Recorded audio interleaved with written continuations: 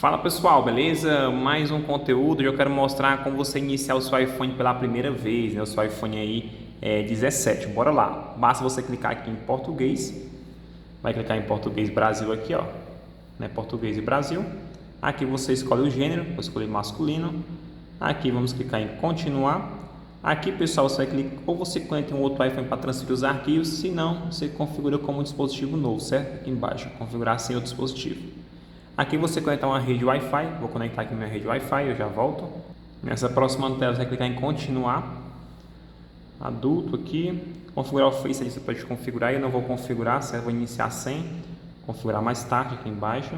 Aqui, pessoal, opções de senha, você vai clicar aqui em opções de código, e aí você escolhe alfanumérico, código aqui com letras e números, 4 dígitos, certo? Aqui no caso 6 dígitos. Aí você escolhe aqui, no meu caso não vou usar senha agora, vou só clicar aqui em não usar código. Não usar código.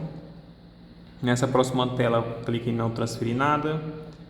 Você tendo uma conta Apple, né, que você já tem, é só você colocar a sua conta aqui e fazer o login, certo? No meu caso, eu vou iniciar sem conta para ser mais rápido. Vou clicar aqui, esqueceu a senha, eu não tenho uma conta. Dá um clique.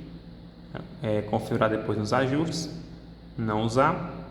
Só para iniciar, vou iniciar sem conta, aceito, continuar, agora não, ativar,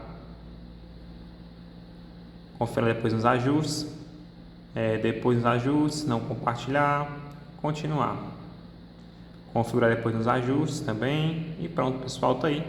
Dispositivo 100% iniciado, beleza? Basicamente é isso o vídeo de hoje. Até a próxima.